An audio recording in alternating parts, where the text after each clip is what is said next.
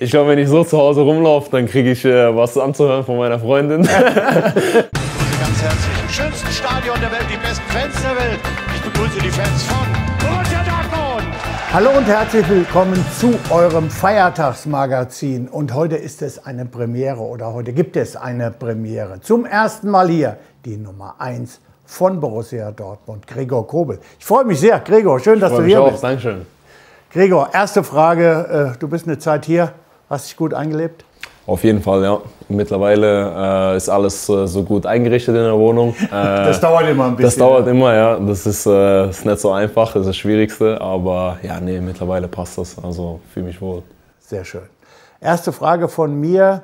Es sind ja schon einige Spiele gespielt. Am Dienstag war Champions League. Wie lange brauchst du eigentlich, um wieder runterzukommen?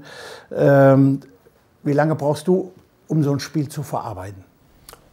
Kommt immer ein bisschen drauf an, je nachdem wie viel man reist, wann das Spiel war, um welche Uhrzeit. Abendspiele sind immer ein bisschen schwerer, weil durch die ganze Euphorie, die da in einem drin ist, kann man meistens auch ein bisschen länger nicht schlafen. Kann auch mal eine schlaflose Nacht dabei rumkommen? Schlaflos würde ich jetzt nicht sagen, aber auf jeden Fall ein bisschen länger, ja. Wo es auch dauert, bis man dann einschläft. Und von daher kommt es ein bisschen drauf an, aber man kriegt es auf jeden Fall hin, dass man wieder bis zum nächsten Spiel da wieder voll fokussiert ist. Im Sommer bist du zum BVB gekommen und wir haben alle so das Gefühl, dass du überhaupt keine Anpassungsschwierigkeiten gehabt hast. Irgendwie hat man gemeint, ja, der ist schon immer da gewesen. Hast du dir das so vorgestellt, dass es wirklich so ohne Probleme funktioniert? Nee, ich war mir schon bewusst, dass es sicher ein großer Schritt ist, zum BVB hier zu kommen. Ich wollte einfach von Anfang an einfach so sein, wie ich bin. Versuche meinen Teamkameraden einfach zu helfen, positiv zu sein, zu unterstützen, zu pushen und versuche mich einfach auf mich zu konzentrieren im Tor, mein Spiel zu spielen, wie auch davor. So einfach die Leistung zu bringen, um einfach dem Team halt weiterzuhelfen. Und ja, es ist jetzt super gelungen, die ersten Spiele. Haben wir auf jeden Fall einige Siege einfahren können. Und ja, müssen wir noch ein paar mehr holen. Aber ich glaube auf jeden Fall, das kriegen wir hin. Du hast schon gegen den Abstieg gespielt. Du bist mit dem VfB aus der zweiten Liga aufgestiegen. Jetzt ist es Champions League. Große Veränderung für dich? Auf jeden Fall. Also da geht's Schlag auf Schlag. Ja. Ich glaube, es war auf jeden Fall auch von mir und meinem Team so ein bisschen eine Karriereplanung. Als ich bei Hoffenheim auf der Bank saß, war es natürlich klar, dass jetzt langsam einfach eine Veränderung brauche.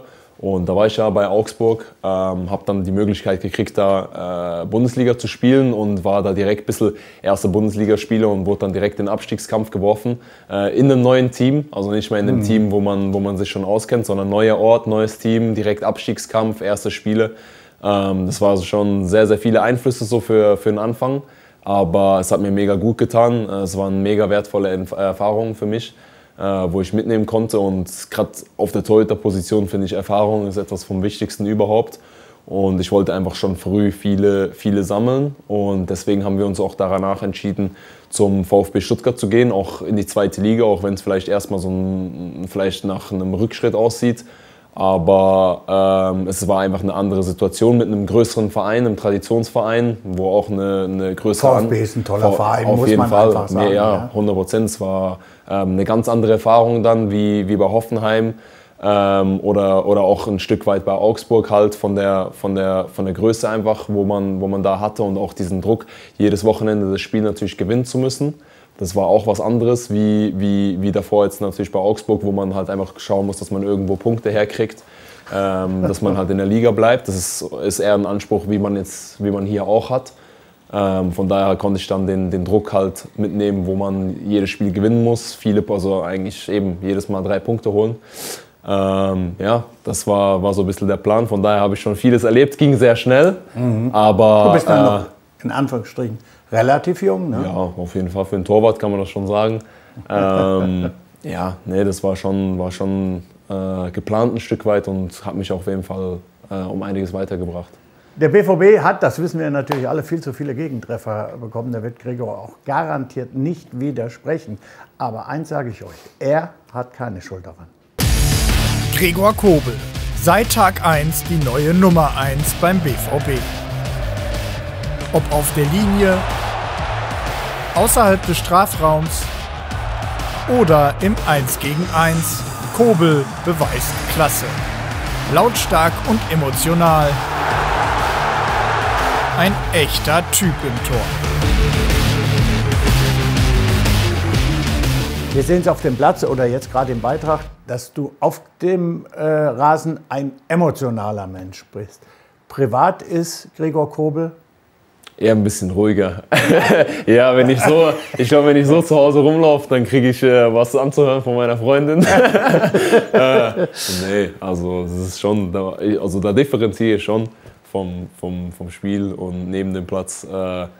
Da muss man ja auch ein bisschen anders. Aktuell, ich habe es ja eben schon gesagt, bekommen wir noch zu viele Treffer, das ist ganz klar. Was muss im Defensivverhalten besser werden, damit öfter die Null steht?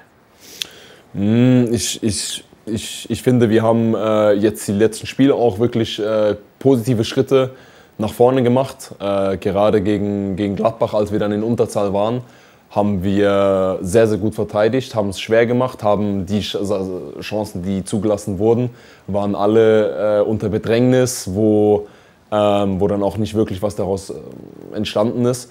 Und auch im letzten Spiel in der Champions League haben wir es sehr gut gemacht. Das erste Mal zu 0 gespielt. Ich zähle jetzt mal das Pokalspiel nicht dazu, aber es waren auf jeden Fall große Schritte in die richtige Richtung.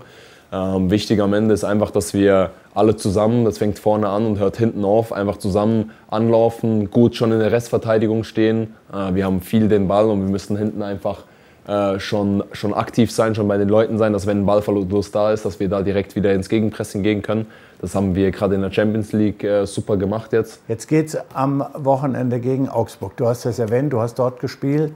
Welche Erinnerungen hast du an die Stadt, an den Verein? Es war eine super Zeit, eine sehr, sehr schwere Zeit aber. Gerade weil ich neu hier hingekommen bin. Wir haben viele Spiele verloren, wir haben auch sehr viele Gegentreffer gekriegt. Das waren so die ersten Spiele, wo man ja, einfach auch noch so ein bisschen in einer Findungsphase war. Aber trotzdem habe ich super Erfahrungen da machen können. War super dankbar, dass ich da die Chancen gekriegt habe, ins Tor zu gehen.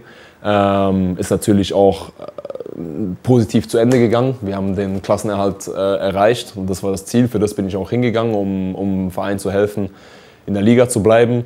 Und ich habe auf jeden Fall eine positive Erinnerung da. Einfach, dass ich die Chance gekriegt habe, da ins Tor zu gehen und dass wir am Ende den Klassenerhalt erreicht haben. Jetzt kennst du natürlich die Mannschaft vielleicht ein bisschen besser als der eine oder andere von uns. Welche Stärken hat Augsburg? Auf was müssen wir besonders achten? Augsburg ist eine Mannschaft, die natürlich auch immer wieder ein bisschen auf Konter auch lauert. Sie haben mit Caligiuri einen guten Standardschützen.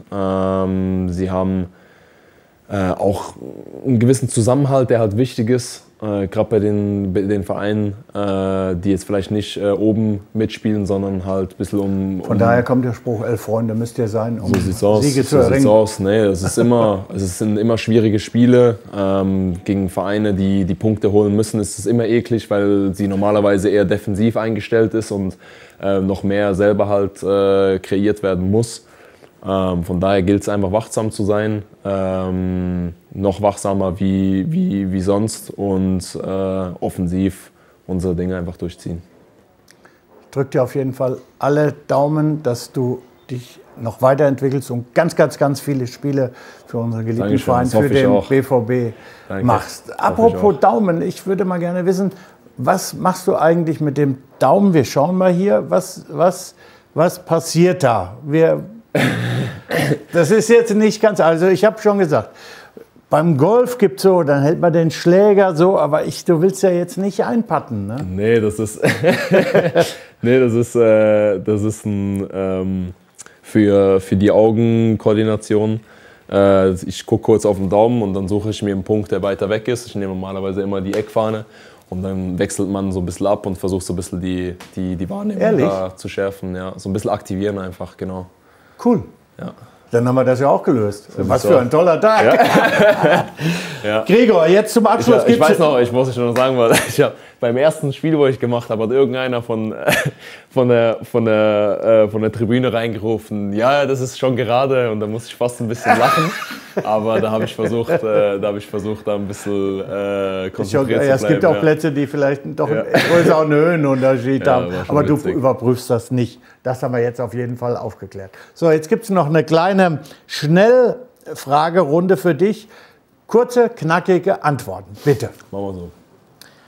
Ederson oder Donnarumma? Donnarumma.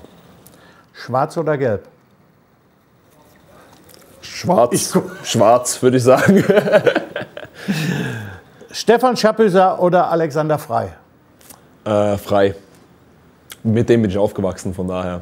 Mit Alex? Ja, zugucken, ja. Ja, toller Typ. Ja, mega, Klasse. super. Mega, ehrlich. Auf jeden Fall ist so. Ja. Instagram oder YouTube? YouTube. Film oder Serie?